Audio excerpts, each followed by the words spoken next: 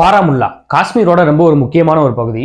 தீவிரவாதம், மதவாதம், மிதவாதம், போர்க்கால அடிப்படையில் இப்படி செய்திகள்லாம் நம்ம கேட்குறோம்னு வச்சுக்கோங்க. இந்த செய்திகளுக்குள்ள ஏதோ ஒரு இடத்துல இந்த ஊர் பேர் இருக்கும். ரொம்ப ஒரு அச்சுறுத்தலான ஒரு ஏரியா. மக்களை எப்பவுமே பதட்டமா வச்சுக்கிட்டு இருக்கக்கூடிய ஒரு ஏரியா அப்படின்னு சொல்லலாம். இந்த ஊர் பேரை டைட்டிலா வச்சிருக்காங்க ஒரு படத்துக்கு. அப்போ இது ஒரு பொலிட்டிக்கலான ஒரு படமா இருக்கும் அப்படின்னு நான் நினைச்சிட்டு இருந்தேன். ஆனா அது கிடையாது. இது ஒரு பேய் படம்.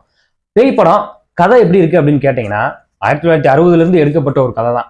செத்து போயிட்டாங்க, திரும்ப பழி வாங்க போறாங்க. யாருனால சாகடிக்கப்பட்டோம், அவங்கள கொல்றோம். அதான் கதை. ஸ்கிரீன் பிளேவாவது கொஞ்சம் புதுசா இருக்குமான்னு பாத்தீங்கன்னா, நாங்க எதுக்காக செத்தோம், ஏன் செத்தோம், இதனாலதான் இவங்களை பழி வாங்குறோம் அப்படின்ற மாதிரியே ஒரு ஸ்கிரீன் பிளே.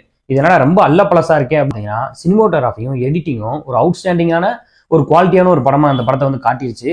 புதுசா ஏதோ நம்ம பார்க்க போறோம், புதுசா இந்த படத்துல ஏதோ எக்ஸ்பீரியன்ஸ் பண்ண போறோம் அப்படின்ற ஒரு விஷயத்தை கொடுத்துருச்சு அப்படின்னு நான் சொல்லுவேன். அந்த அளவுக்கு பாத்தீங்கன்னா டெக்னிக்கலா அந்த படம் பயங்கர ஸ்ட்ராங்கா இருக்கு. Story and screenplay studio டைப்புகளா இருந்தாலும் இந்த படத்துல அந்த பிளாஷ்பேக் சீனை ஸ்டேஜிங் பண்ண விதம் பாத்தீங்கன்னா ஓரளவுக்கு புதுசா இருந்துச்சு. எனக்கு பார்க்கும்பொழுது இது கொஞ்சம் நல்லா இருக்கேப்பா, புதுசா கொஞ்சம் ட்ரை பண்ணிருக்காங்களே அப்படின்ற மாதிரி எனக்கு தோணுச்சு. இது பேய் படம் அப்படின்றனால சில இடங்கள்ல அந்த பயமுறுத்துறது, அந்த ஜம்ப் கட் சீனு, இது எல்லாத்துக்குமே கொஞ்சம் காஞ்சரிங் டச்சை கொஞ்சம் இன்ஸ்பயர் பண்ணி பண்ண மாதிரி இருந்துச்சு. அந்த பகுதிகளில் கொல்லப்பட்ட, இனப்படுகொலை செய்யப்பட்ட பண்டிட் அப்படின்ற ஒரு குறிப்பிட்ட சமூகத்தை சேர்ந்தவங்க டெடிகேட் பண்றோம் அவங்களுக்கு இந்த படத்தை அப்படின்னு சொல்லி கடைசியில் போட்டிருந்தாங்க. ரொம்ப ஒரு முக்கியமான ஒரு விஷயத்தை நம்ம இதில் புரிஞ்சுக்க வேண்டியதா இருக்கு. பொலிட்டிக்கலா ஒரு ஏரியாவோட பேரை வச்சுட்டு கடைசியில அந்த ஒரு பேய் கதையை கொண்டு அதுல ஒரு பொலிட்டிக்கலான ஒரு அட்ரஸ் பண்ற ஒரு பாயிண்ட் இருக்குல்ல, அதுல ரொம்ப கிளாரிட்டியோட எப்பவுமே சொல்லப்படணும். காஷ்மீர் அந்த பகுதிகளில் பெரும்பாலான ஒரு இந்துக்கள் கொல்லப்படுறாங்க அப்படின்னு வச்சுக்கோங்க. அதே மாதிரி இங்கிட்டு அதுக்கு ஆப்போசிட்ல இங்கிட்டு இருக்கக்கூடிய ஒரு ஏரியால பெரும்பாலான இஸ்லாமியர்கள் இப்போ மும்பை இந்த மாதிரி ஏரியா வச்சுக்கணும், அங்க முஸ்லாமியர்கள் கொல்லப்படுறாங்க அப்படின்னு வச்சுக்கோங்க. இந்த ரெண்டு சைட்லயுமே பாத்தீங்கன்னா பாதிக்கப்படுறது யாருன்னா ஒரு பொதுவான ஒரு மக்கள் தான்.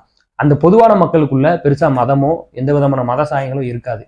ஆனா அவங்களுடைய பேரின் மூலியமாவோ அல்லது அவங்களோட ஐடென்டிட்டி மூலியமாவோ இவங்க இந்த மதம் அறியப்பட்டு இவங்க இந்த மாதிரி சாகடிக்கப்பட்டாங்க.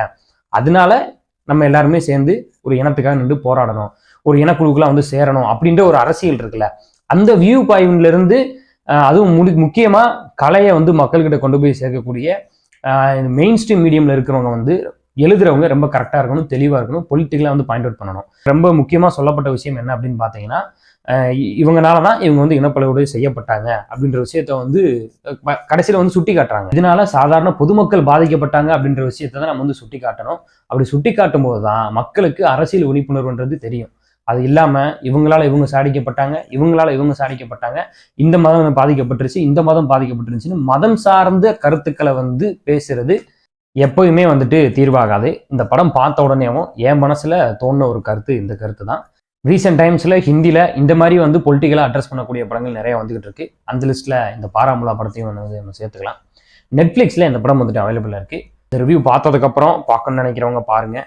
இல்லை ஏற்கனவே பார்த்தவங்க உங்களுடைய கமெண்ட்டை நம்ம சேனல்ல கீழே கமெண்ட் செக்ஷன்ல சொல்லுங்க. நன்றி.